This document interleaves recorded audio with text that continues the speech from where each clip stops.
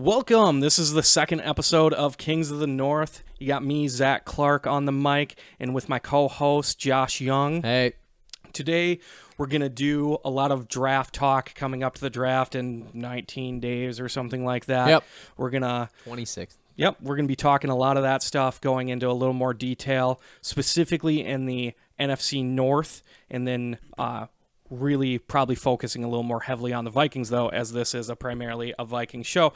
But first of all, starting off, there's 32 teams. We're going to pick the teams at their spot who we like the best. So which team are you really excited for in their spot right now, Josh?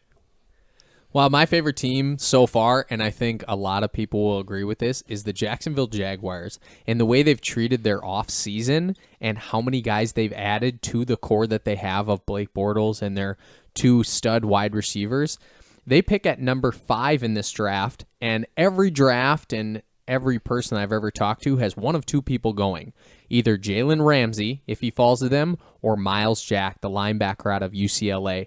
You can't go wrong with either of those picks because their defense needs a stud, needs a leader to kind of take them to the next level. You see that they have an offense that's starting to go well, and with the addition of Chris Ivory at running back, with TJ Yeldon, Blake Bortles, they just need the defense to come up as high as their offense right now. So Jacksonville is my favorite pick, even though they're at number 5. I think they're going to do some damage this year. Zach, what do you think? Who do you got?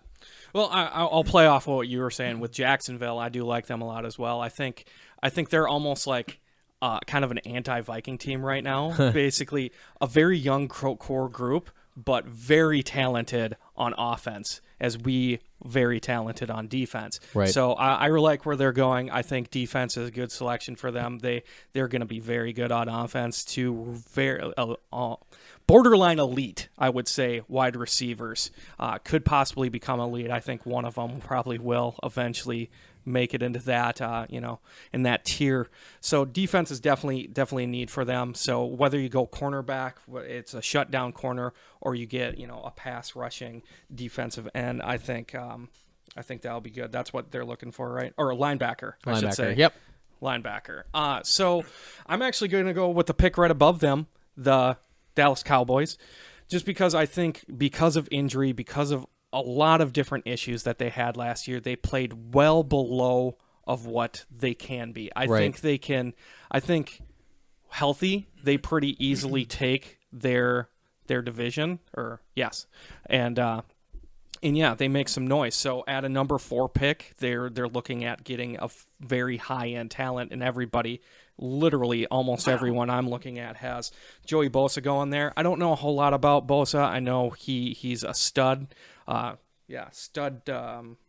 Defensive end. I was trying to think if he was a linebacker or defensive end in that scheme, but no, he's a defensive end and made a lot of noise at Ohio State. A lot of people think he benefited from just a very good overall defense. Right. So I don't know much about that, but they're paid to do this, so I'm going to trust other people in this situation and go if they can get, high-end talent at that position and really shore up that defense. I think their offense with Romo, I think he's got a handful of years back. So I think they're going to have somewhat of an issue on defense because, like you said, they did lose a lot of pass rush. Greg Hardy was an off-the-field problem and in the locker room, and they just chose not to re-sign him, which I think is a great idea. Granted, no other team has signed him either, so what does that tell you? One of their guys got suspended for 4 games, one of their outside linebackers. The one thing that the Cowboys are looking at is Joey Bosa. Yeah, he is a top 5 talent. They might be moving him to outside linebacker. They think that he's athletic enough to play that position. I'm not super high on Bosa. I think that at Ohio State, he was good, but I think he was a product of the defense. If you look, they have somewhere around like 6 guys going in the first round from that defense. Them and Ole Miss have a ton of people projected to go round 1. But if you look at some of Bosa's college games, he's just not athletic enough flipping his hips and turning that corner as a D end. He played a 4-3, but the Cowboys run the 3-4. Having him as a D end in that 3-4, he's not going to turn a J.J. Watt like a lot of people think.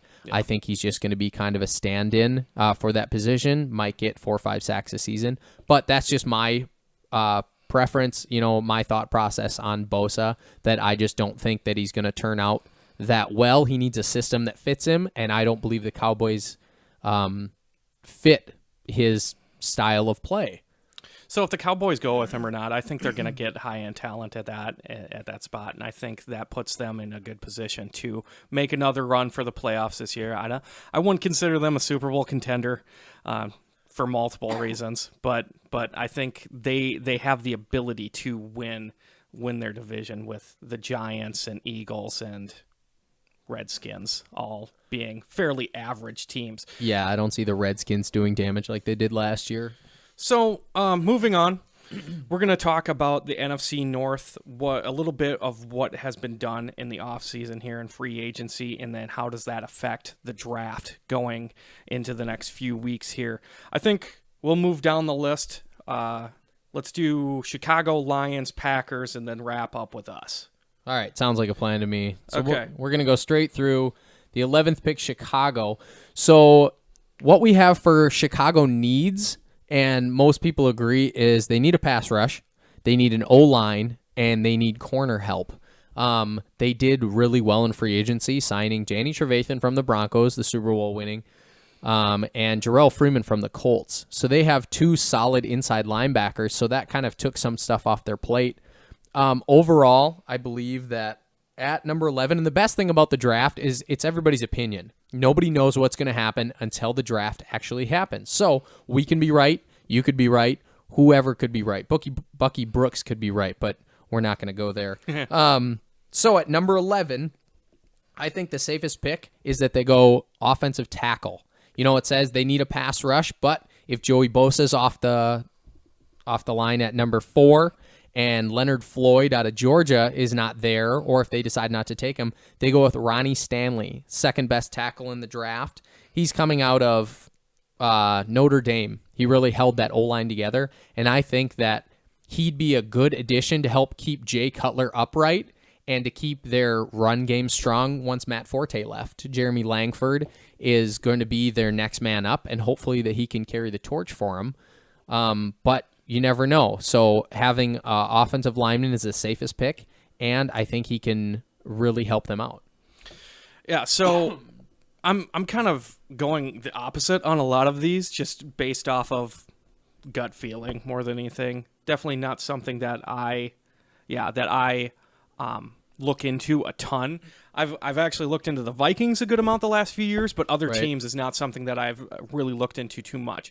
But for Chicago, a lot of different things come into play here. I should say all of the teams in the NFC North, for defense, we were all in about the top half of the NFC for defense.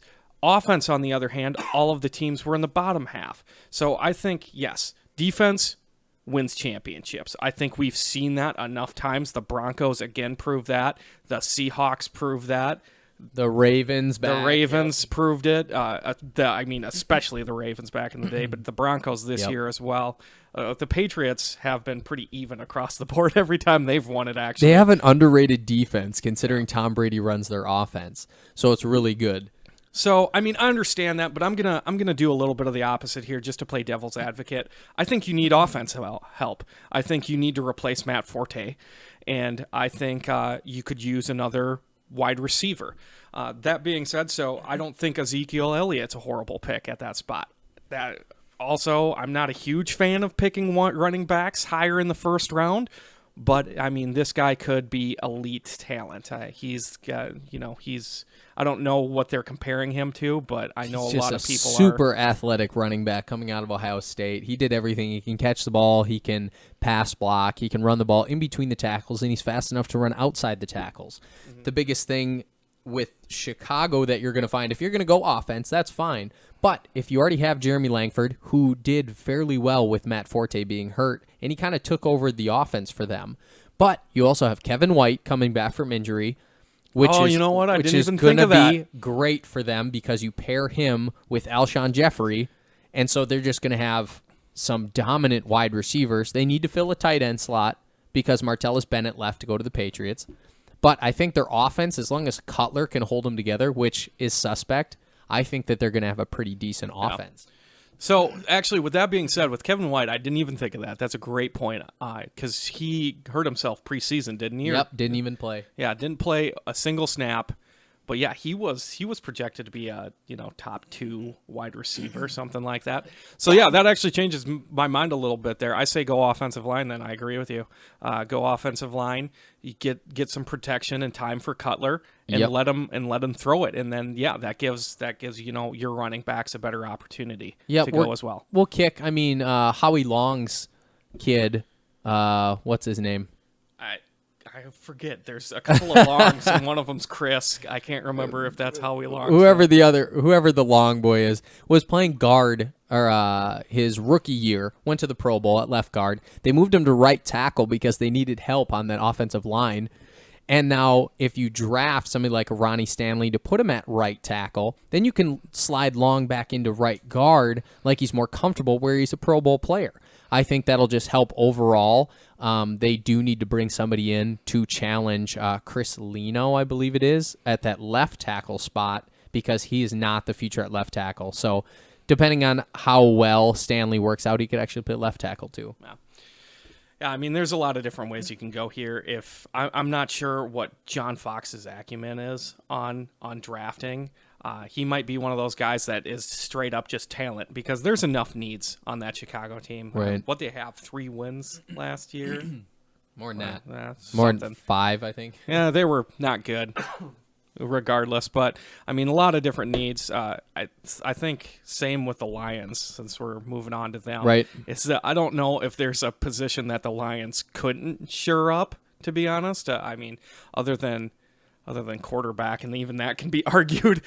For the Lions, getting into that, it's the same kind of thing. You drafted Amir Abdullah in the second round last year. He really didn't do much. You got rid of Joique Bell, and Calvin Johnson retires. Yep. So you're sitting there with your number 1 wide receiver is going to be Golden Tate as it sits right now. I think you go offense. Whether it be offensive line, which is definitely a need of theirs. At 16, it looks like, who'd you got, Ron? They have a couple different ones. If they choose to, if they need, because Jeff Schwartz left, their right tackle. He went to the Bears. If he chooses to move up, then he can pick up like a Ronnie Stanley. Or if he wants to sit there, he can take Jake Conklin out of Michigan State. But some of these drafts, because they lost Calvin Johnson and Golden Tate's their only other number 1, they did go out and get Marvin Jones from Cincinnati, who they think is going to be their big threat, like Calvin Johnson was. But he's not going to duplicate the same amount. They do need a running back. Amir Abdullah's not going to be their savior at running back. But they also need the O-line to block for any average running back. Yeah. So it really depends. At 16, you can go wide receiver, Laquan Treadwell out of Ole Miss. He's a good wide receiver who could come and help replace. Or you could go with a D-line. Holo Inata's not getting any younger. They signed him to a 2-year contract. But somebody like Ashawn Robinson, that D-tackle out of Alabama, could give them some younger, bigger meat, that could fill a pass rush and a run stuffer. So it really depends. Yeah, I think you go in the trenches there, one side or the other.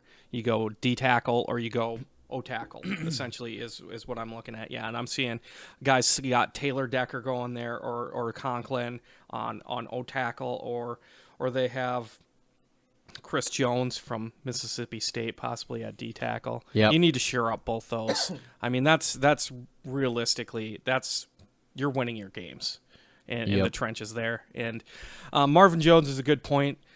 I have a hard time believing this is not going to be, they're not going to draft a running back. No. Yeah, I don't even think they draft a running back in the first 3 rounds. I don't know how many picks they have, but I think that's somebody you get who you think has good acumen, and maybe not just the speed or something like that they may fall in the draft, but they looked good on the field type of situation. So I think you go probably like 4th or 5th round running back and take your chances there. Yeah, there's not one that's really a standout. Like the NFL is kind of moving away from your bell cow running backs. If your running back can't catch the ball, run the ball inside and outside the tackles, and pass block all in the same thing, you don't find guys like that anymore. Ezekiel Elliott might be the last one in.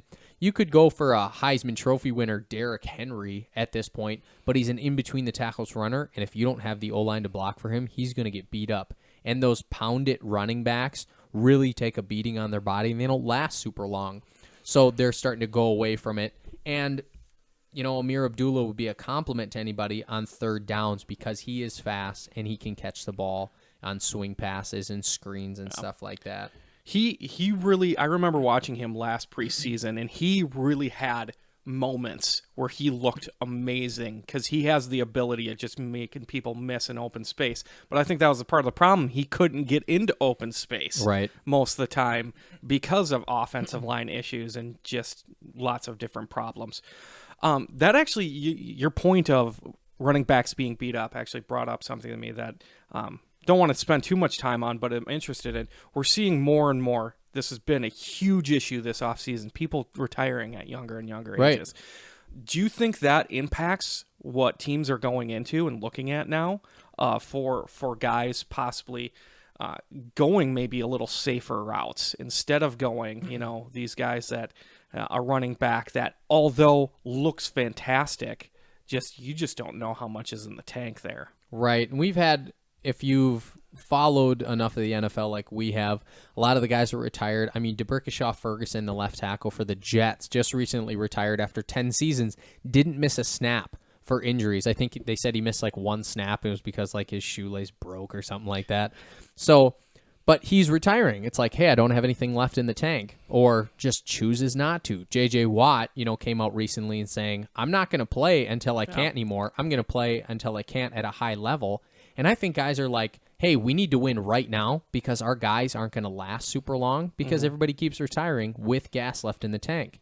Unfortunate for the Lions because they've seen 2 of the best players in their franchise history walk away early in Barry Sanders at running back and then Calvin Johnson at wide receiver. Yeah, and both of those actually, I don't think Calvin retires if they're in a place to win. And Barry Sanders definitely doesn't retire if they're in a place to win. Barry Sanders won 1 playoff game in his entire career, and I don't know what Calvin probably... I don't even know if they've been to the playoffs in the last couple of years. They went to the playoffs that one year where they were like 13... No, they didn't have 13 wins. That's way too much. They had like 9 or 10 wins, though. And if they were a wild card, maybe. Yeah, I can't remember. I know they had a good season like 2 or 3 seasons ago where they were pretty solid. But other than that, you just see these guys, and it's sad to see them leave early. But at the same time, I really can't blame them for these health reasons. Whether or not you're big into the concussion thing or not, a lot of these guys, it's not even concussion stuff anymore. It's like, can I walk up and down stairs at the age of 40, 50 years old? Because of so many knee and joint problems and things like that. So people, and they're making such ungodly money. And that's one of the biggest things that they're talking about, that, hey, the cap keeps rising, so they're giving players more and more money. So it's like, hey, I only need to play for 3 or 4 years till this contract's out. Then I can go and have fun with my family sitting on $60 million in the bank because you guys overpaid me. Stinking Brock Osweiler is on like a $72 million deal for 4 years for the Texans because they reached for him because he won a couple games. Well, if Brock decides to leave, then it's like, hey, I have $72 million I can sit on. I don't even have to spend that for a house as long as you don't get these, $10 million mansions. Yeah, and it's just, and I think they're getting smarter too. You get some still idiots coming in like Des Bryant, basically taking out a loan before he even got signed so he could buy, jewelry and cars and everything like that. Just ridiculous. But who was it? Oh, it wasn't even football. It was Leonard for the Spurs. They recently did an article on Kawhi him. Leonard. Kawhi Leonard for the Spurs is still driving like a 90s Ford pickup or something like that. And then I just heard Odell Beckham Jr. Yeah. is living at Drake's mansion. He doesn't even have his own place. He's saving all his money. And the all-star for the Washington baseball just said that he just moved out of his Bryce parents' Harper. house. Yeah, just moved out of his parents' house. Guys are getting smart. It's like, hey, I don't need all this money. If I'm not married and I'm single, it's like, hey, I'm going to live with my parents. And then when I retire, I'll just live off the interest of all this. But let's get back. Let's hit up the Packers next. They're picking at 27, so we're going to hit them first because we might spend the most time on the Vikings, obviously, for obvious reasons. So at 27, the Packers have 3 needs: inside linebacker, tight end, and D-line. So inside linebacker, Clay Matthews was their inside linebacker last year. But, they're moving him back to outside to pair him with Julius Peppers to get that pass rush that they need. They need 2 inside linebackers. Jack Ryan and Sam Barrington are the projected inside linebackers right now, who aren't great. So what you're looking for is the Packers either to move up or not pick an inside linebacker. There's only one standout inside linebacker at this point, and it's Reggie Ragland out of Alabama, who's just a thumper on the inside. He's better suited for the 4-3 as a true middle linebacker, but in a 3-4, he would be, stupid not to pair himself with Clay Matthews and Julius Peppers to kind of take the pressure off him. In the first round, though they don't need a tight end is what they're kind of projected. There's a tight end out of Arkansas that they're looking to pick up. What was his name? Hunter Henry. Because they're saying that, hey, they picked up Jared Cook from the Rams. Mm-hmm. He's an athletic freak, but he's overrated. And then you have Richard Rodgers, who hasn't really done as much as you think he has. It's like, hey, he caught that touchdown pass, that Hail Mary. It's like, okay, what else did he do in that year? So they really have to be careful. I mean, they're really good at drafting, and they don't like to bring in a lot of outside talent. They just have to find somebody who's quality enough to get him. And I don't know if Reggie Ragland is going to be there at 27 for them. Yeah, so Packers really boils down for me to linebacker, really, because I just don't think you can give a tight end a first-round grade. I just don't think it's going to happen. It's no Rob Gronkowski. Yeah, it's super rare that happens. Tight end's going to be, I think, third round highest they're probably looking at. But yeah, linebacker is where they're looking at. I mean, they already have some really awesome guys there, but you shore that up and you free up Clay Matthews and you free up Peppers to really wreak havoc then if you can sure that up. So, I mean, the guys I'm looking at are Reggie Ragland and Darian Lee from Ohio State. Ragland's from Alabama. So I don't really have much to touch on that. I think D-line's definitely a need that you got to look for because you got to replace Raji. But I think that linebacker position is where you start at. Yeah, I mean, you need the trenches given. In a 3-4 defense, your nose tackle has to be the biggest. And the re-signing of LaTroy Guion, who used to play for the Vikings, I'm going to throw that in there, he got re-signed, so he's going to be their new starting nose tackle. But they need some real meat to take up blocks. The whole idea of a 3-4 scheme is that the 3 down linemen who are playing against 5 offensive linemen get double-teamed most of the time and let your linebackers make a lot of the plays. So without that meat on the inside, and if one offensive lineman can take one defensive lineman, you're not going to get anybody to the quarterback. Clay Matthews isn't going to have a chance if he's getting doubled with a tackle and a running back every time, just because they don't have the D-line who can get any push. So you need to replace B.J. Raji, who retired early or is just taking some time away. Bad idea either way, in my opinion. Well, he wasn't doing as much as he used to, so it's just kind of like, whatever. They need somebody who's going to do at least a little damage, and I think they can get a decent D lineman. What's his name? Kenny Clark, out of something. I have Jerron Reed labeled from Alabama as a D tackle they could get. Oh, okay. Yeah, I like that. I mean, it really depends. I don't really care about the Packers a whole lot, so not a huge deal for me if I don't know what they want. Honestly, just kind of throwing one out there, I just don't know what kind of availability they're going to have. But do you think wide receiver is an option? Because I think Devontae Adams proved last year that he's. We'll see with Jordy coming back, but that's the thing. I never trust big injuries like that. So, I mean, if I'm them, I think wide receiver is almost always a good decision. Well, who's their slot wide receiver?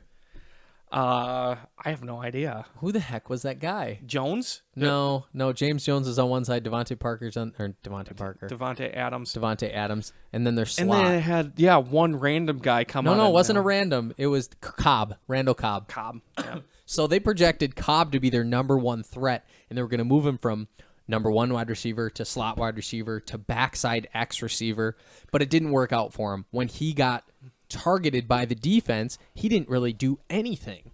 Well, you had to bring back James Jones to catch like 9 touchdowns for you and then release him again because they're saying, oh, we're going younger. It's just dumb. But sucks for him. Yeah, it does.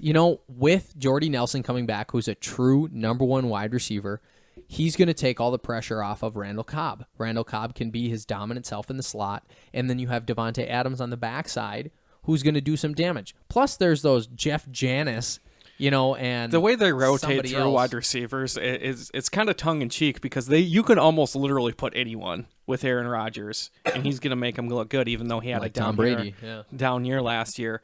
But they rotate through these B and C guys pretty frequently and make them look amazing at times. Yeah, incredible. Peyton Manning did that with the Colts. Tom Brady's been doing that for 15 years, and now Aaron Rodgers does it with these nobodies who he's getting to score touchdowns in the last 3 seconds of games with these Hail Marys. Ugh, just infuriating. Oh, I know it. All right, well, let's move on to the Vikings. For me, this is a pretty easy pick. I know, Josh, you're a little more torn on this, even though we both, I think, are in agreement that they will go wide receiver. Now, do we agree with that? I do. I don't know if you do as much. I'm not a huge fan. When we've drafted wide receivers in the past, Troy Williamson, 10 plus years ago or whatever, when we drafted him, he was a bust. I don't remember the last time we drafted a number one wide receiver. Stephon Diggs, was in the 3rd round, and he was kind of a 5th round. He was kind of lucky, to be that because Charles Johnson got hurt, and then he comes in and just tears it up. But I cannot fathom in my brain picking a skill position like a wide receiver who's basically, boom or bust. But if we did, there is a handful of wide receivers that should still be on the board with that 23rd overall pick. Yeah, I think the stuff I'm looking at is actually there's a little bit of difference going on here in between Treadwell and Doxson. Treadwell is my preferred one. A lot of people have them both of them dropping down. Some of people don't even have Doxson going in the 1st round, and some of them have Treadwell going anywhere from like 8 to 20 something, even behind us. So it's really hard for me to tell here what's actually going to happen because there's a lot of discrepancy between mock drafts and different things. I like Treadwell for multitude of reasons. The biggest beef for him was he's kind of slow. Right. He ran like a 4.6, which is not great. The thing is, Doxson's not exactly fast, though. He only ran a 4.5. No, yeah. I mean, if you can't run a 4.4 as a wide receiver, I feel like you're kind of losing. Like, that's a big diss on you. The reason I like Treadwell over Doxson, though, is they have similar statistics. Treadwell's bigger. And Doxson's 6'2", 200 pounds. Right. That's not very big.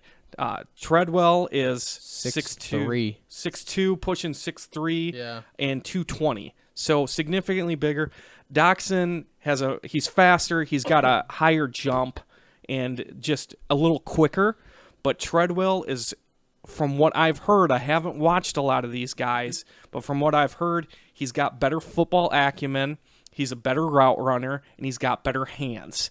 And that's what I'm looking for. I'm looking for a little bit of a taller guy with better hands. Chris Carter was not speed. He was a route runner, and he had great hands, and that's more of what I want to see than a speed guy because Wallace proved last year that speed really doesn't make a difference. Right. If your quarterback can't hit him. Yep, and there's not one wide receiver in this draft that's like, oh my gosh, that guy's a top 10 pick. Yeah. So you have Laquan Treadwell out of Ole Miss, who put up pretty decent numbers in college. Will Fuller out of Notre Dame, who we could draft. Corey Coleman out of BYU, and then you have Josh Doxson out of TCU. So it's like you have a handful of guys who could be drafted at number 23, and it really just depends. Like we said, this is our opinion. Everybody has their own opinion, and we don't know until the draft happens, April 26th, who the Vikings are going to take. I personally like Corey Coleman. He's not super fast also, but he put up 20 touchdowns his senior year. All he did was catch passes. None of these guys are premier route runners. They all try to rely on their speed, and a lot of their touchdowns came from, big shots to the end zone where it's like, hey, I have to adjust my body, which is awesome. The reason that the Vikings are so high on Josh Doxson is because he's a pure leaper. And we need somebody in the corners of the end zone who can go up and get it. Yeah. When we split out Kyle Rudolph, he was that guy for us. He's just not quick enough to run like a slant, And he completely dropped a couple of them in the end zone. Oh my gosh, yeah, that was just terrible. So it really just depends. Wide receiver is probably our main focus right now. A lot of people are thinking that linebacker could be it too. Yeah. Just one more thing on the wide receiver. I completely agree with Josh in regards to we need a guy that can go up and get the ball. I don't think Teddy's got the acumen to hit somebody in stride down the field, but I think he can do the quick routes and fades to the back of the end zone. And both Doxson and Treadwell have that ability to go up and get the ball. So that's the biggest thing for me. As I mentioned earlier, all the teams in the NFC North were in the bottom half in regards to points. And actually the Vikings were like at the bottom, like number... We're 31st in yards per game. 31st in yards per game. I don't know I can't remember what the points were, but I thought we were just atrocious in the red zone last year for the most part. It was bad. We always stalled out, and then Blair Walsh did things. Yeah, we're not going to get into that too much. I mean, it really depends. I like the wide receivers we have. I think Charles Johnson needs to get another shot. He's a good leaper also. That's the thing. It's if Johnson and Diggs play at the level that we've seen them play at, I'm not as concerned about them, but I really don't trust either of them, to be honest. I think Diggs hasn't shown enough over an extended period of time, and Charles Johnson's kind of the same, other than, like I was talking to Josh earlier, other than about half a season where he played really well, he's pretty unproven, and he's bounced around to different teams, and that makes me a little uncomfortable. Yeah, I mean, we have the talent at wide receiver right now. It just depends on how well guys fit into our system. Cordell Patterson, who we drafted in the first round a couple years ago, should have been this stud wide receiver, but he can't get his routes down. Yeah. If you can't get your routes down, you're not going to get the ball thrown to you. So, moving on, I mean, if we don't take wide receiver in the first round, which we could, I would love to see us take a safety. Somebody like Von Bell out of Ohio State, who can pair with Harrison Smith, would be awesome for me to see. You get a good pairing with Harrison, and you really lock down your back end basically, and I think that's great. And Harrison's a good hybrid kind of guy. He can pretty much do it all. Where you're typically gonna have a guy that's one or the other, that's a really downhill guy, a stopper, or you're gonna have somebody that's better on the pass coverage or something like that. So I don't know what kind of pairing do you think works best for him? Do you try and find somebody that's going to make sure that nothing gets over top of him, or do you want another guy that's really going to be smash mouth there? I don't really like the smash mouth type. I love having somebody like, if you think about Troy Polamalu, who could play center field and he could come up to line of scrimmage and just make plays. That's what he did. That's what Harrison Smith does. Andrew Sendejo, he's a up on the line kind of guy. 8-man in the box. Michael Griffin, who we just signed from the Titans, who played there, he's more of a free safety type who can play the middle of the field, still has some decent speed to cover ground, hopefully could bait a quarterback or two in his time, but I mean, he's 33 now, so it really depends. I would personally rather have a fast safety rather than somebody who can hit, because this is a passing league now. And with Stafford and Cutler and Rodgers, who can all sling it pretty well, who have huge weapons in our division, we need somebody who can play over the top and not get burned.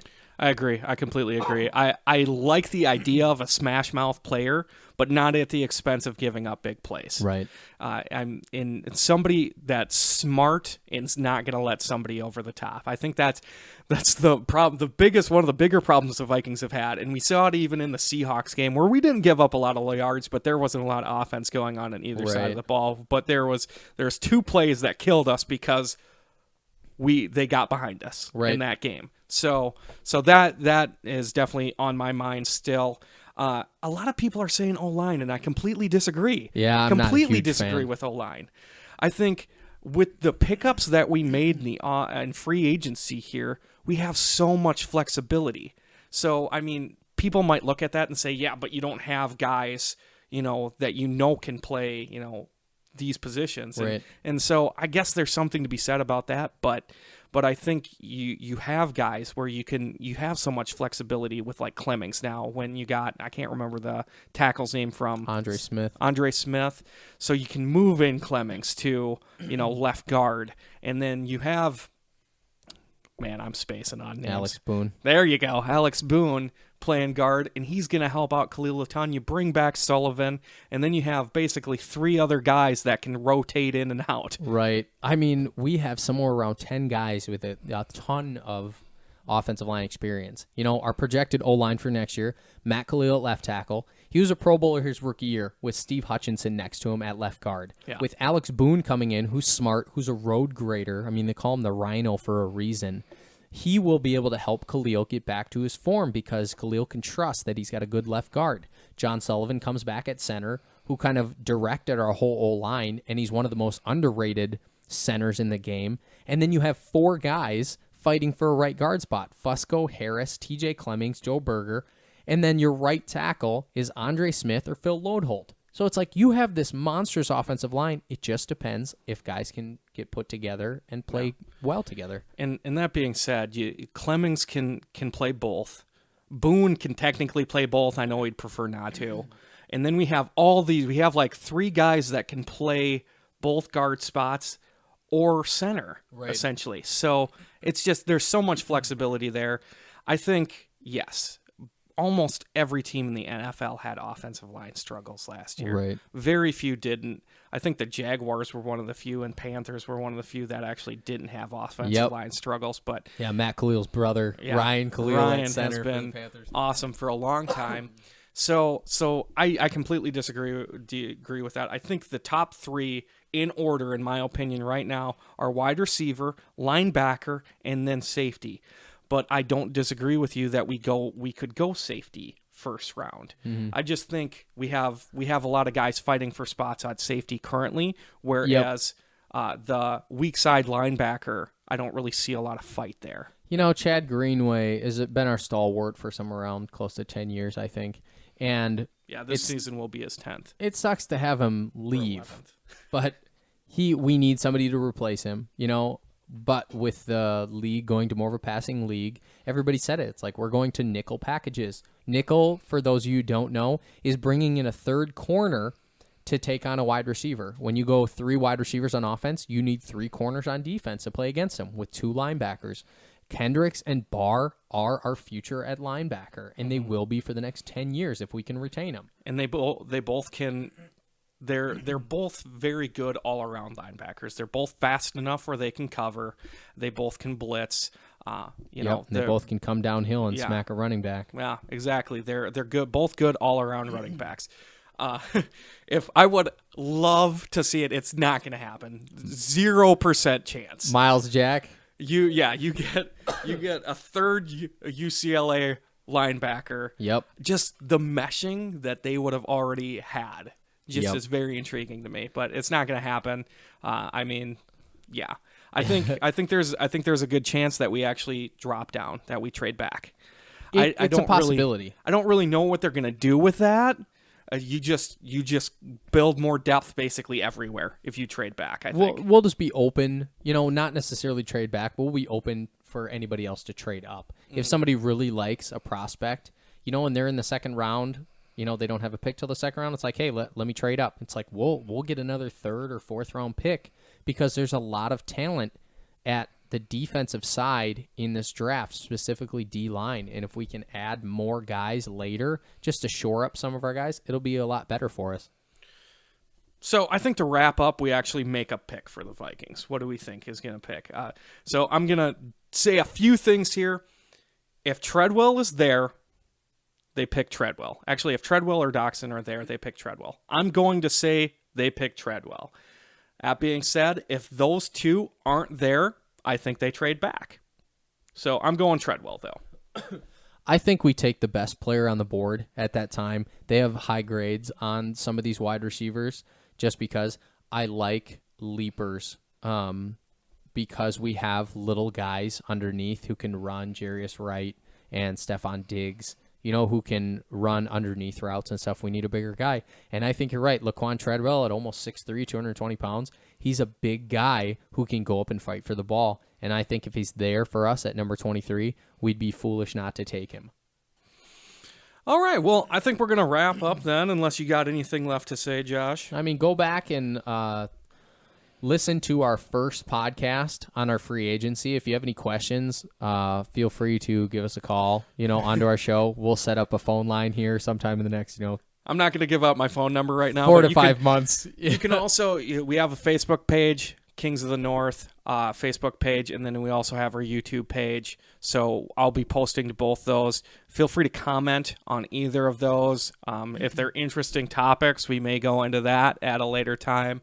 We're probably going to pick up another show after we do the draft when it's fresh and kind of talk about, pre-draft, and then we'll see what happens. We're going to go into OTAs and then summer practicing and everything like that, and it'll start speeding up really quick.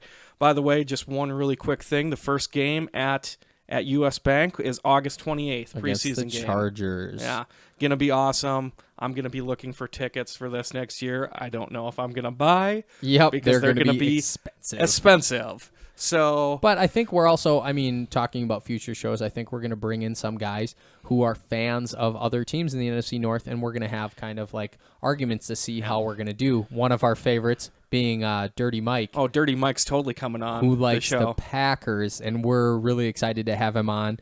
I do have a friend, Lindsay Young, shout out to her, who's a writer for the Minnesota Vikings. Hopefully we can get her on the phone. That'd be great. That would be awesome. We got to find... It's going to be hard finding a Lions fan, I think. Yeah, no kidding. I think Bears is easy enough, but a Lions fan might be kind of difficult getting. We're going to have to take our talents to Detroit and just see what we can find out there. Just go to Detroit and talk to people on the street. Anyways, the show was awesome. I really enjoyed it today. Yeah, I think it went well. So happy if you're listening. Feel free to listen to old stuff and check in on new stuff. You guys have a great day. We had an awesome time talking with you. Yep. Peace. Bye.